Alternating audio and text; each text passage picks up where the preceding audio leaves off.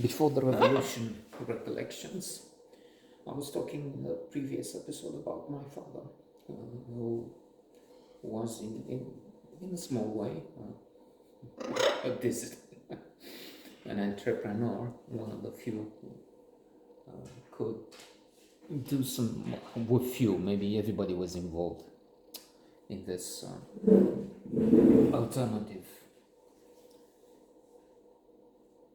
Ia, du-te de aici că poate face mizerie. Du-te. As seen here, he's destroying things. So,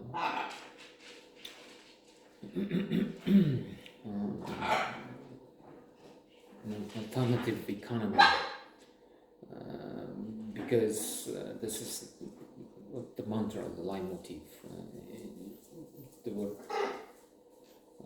shortages of everything, from power cuts to empty shops and queues, long, massive, long hour queues. People would go up in the morning, rely on the older generation who would go at 4 o'clock in the morning to start queuing, or very frequently also would just stay overnight with the hope that they will be first in line when shops would open and have something, milk, some commodities, some food items, which would then be soon over. So you have to be there in front. Sometimes my father, Puyu, he was called. That was his nickname. Aurelionescu, but called Puyu. Baby chick was translation. He was trying to trade in various things I mentioned, from ties to newspapers, some reviste, some magazines,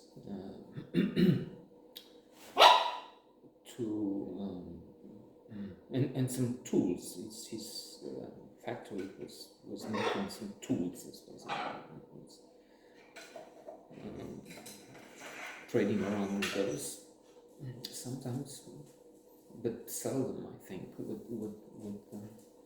would get some food items in exchange for the things he traded. But most of all, the help was coming from his sister, from the brother-in-law, who was party leader at the metro, at the subway station.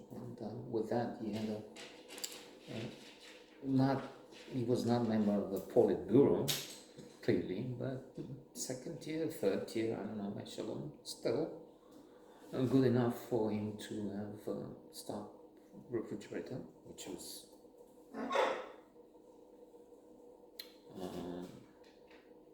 for the elite in those days. They kept moving with a flat. They had a flat on Titulescu near the Grand Bridge with 3 rooms in the beginning, and then they moved on to still on Titulescu, a good area near what, 3-4 minute walk to Victory Square, and then Victory Avenue, smack near the center of the city, center of town. And at the 8th floor, a 4-room apartment, where they had at the 6th, lower level, lower floor. What was his name? An individual fellow who, in the communist day, had a position that was, you had to be there, you had to be higher up to stay in those neighborhoods. Petrini, I think. I'm taking Petrini from the book. I think I do. Maybe there's a coincidence there. From the Marin Preda, Ce mai iubim pe pământ, most beloved earthlings, humans. And he had a daughter, Andrada. I tried and I dated her a few times. A very exotic girl, very interesting, very attractive. very special. A bit awkward also, but so unusual. In a way, it seems like I see her now. Later on, Petrini, if that's the name, would rise to be one of the leaders of the National Peasants' Party. So respectable in that way, only he was controversial, he got involved in some things, he was also one of those contested for being almost, or mostly a apparatchik ideology. Vague memories, and it's not so important. So anyway, I remember visiting Moitza, grandmother, Lilian, the aunt, and the flat of this communist leader who had two sons, and he was very harsh with them quite often. Liviu and Răzvan. Liviu quite bizarre in some things. I remember they had also video cassettes and some movies there because it was all clandestine. It was all paid for in some places, or you had to know somebody. Eventually, starting as a guy for we'll get into that. Using the DNA, the genes from my father, who took them from the Middle East, maybe.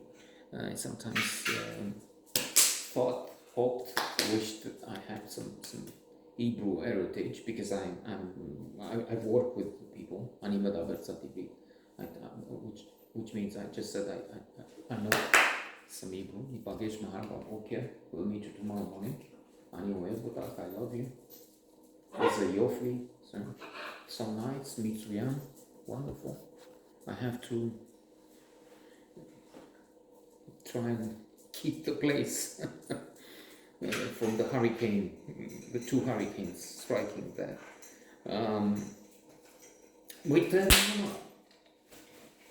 they see I'm busy with you, and so they think they can take the place down.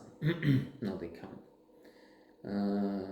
So I have not just an affinity, more than that, for Israel and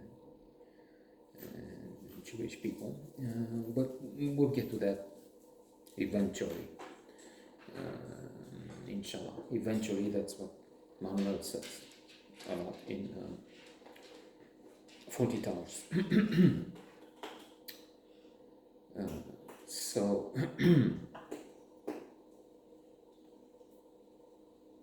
video cassettes, that's what, and then I would get a video player, color television, working as a small entrepreneur in the hospitality business under the communist regime, starting with the age of 20 maybe, that will be 1984 or so. But visiting Liviu Răzvan, I remember we were on the balcony at one point, 8th floor I think it was, so quite a distance from me. And two policemen pass walking the ground floor. Liviu makes a joke. Karali, which is something like the pigs, not really the pigs, but still not a slang word for cops, policemen. And we were together get down so that we will not be seen from hiding. But still, he would take his head up too soon. I was thinking, so what do we do now? Do we have them at the door? We'll have to use his father's influence. How will that work? And to end this note with, you could have incidents with them without doing anything. I mentioned previously my cousin Sorina, quite a character. And I also briefly said how her lover, whatever, companion, partner in business and in bed would threaten Stefan, another distant relative, with a gun. when I sent Stefan to see what happens with the money I gave them, some thousands of dollars, 200-300. I don't remember exactly how much. Still, a very large sum of money in those days. Some hundreds of dollars would be a lot of money when the average wage was what, $20 a month. So she, because she didn't have a job, she was pulled in by the police. You even noticed maybe a fine for vagrancy because you have to have a job. No matter, you just go and enroll and sweep the streets if you don't find a job as an engineer. But then when you graduate from university, which you did, as far as I can recall, you sign to a post out there in the middle of nowhere. You don't like it, that's shame. You have to go. And then one encounter less vicious, another one was more vicious. It will come in the tourism days, tourist guiding days. When the police would come at the door and then search room in the Karana Hotel, it was called then in Sinaia, which was in fact opposite the police station. Police station was like there, maybe not twice the distance to that house. So I was trying to make a call. We didn't have a phone, only fixed phones, of course. 70s, 80s. And in the house, so I had to call the girls and whoever, sometimes the tourist office, see if there's something for me. And you need a coin, and coins were hard to find. Queue in line, because other people were in the same position. It wasn't just this apartment forbidden to have a phone. No, most of the people didn't have a phone. I don't know, 70, 80%. Maybe just 60, it doesn't matter. And you would wait. Many wouldn't work, so at Obor, out of 6 in the area, just one supposedly worked, and it was eating my. And this one didn't work either, in the sense that it was consuming the few coins I had, so then nothing left to do. And it was also a crisis. I had to meet this girl, and it was desperate. Without the call that we have to postpone or something, it wouldn't happen, and it would be. So anyway, a small catastrophe, or with the tourist office, it was not just a job. If you show you're not serious, you lose all prospects for a job. So anyway, now I'm mad with this. I banged the phone, and 2 policemen were by, and they handcuffed me and tied me to calorifer, to the heating system inside the entrance to an apartment building. Not for a day or few, but still, it was not a pleasant situation.